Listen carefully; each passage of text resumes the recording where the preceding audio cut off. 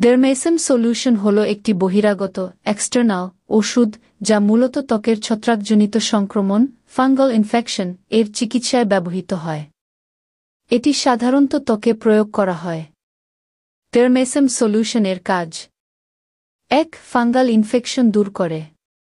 ত্বকের বিভিন্ন ছত্রাকজনিত সমস্যা যেমন দাঁত, ringworm, athlete foot, athlete's foot, jock itch, জকেঞ্চ, ত্বকের ফাঙ্গাল দাগ বা ড্যাশ, ফাঙ্গাল ওয়াশ, এসব ক্ষেত্রে এটি কার্যকর। ২. চুলকানি কমায়।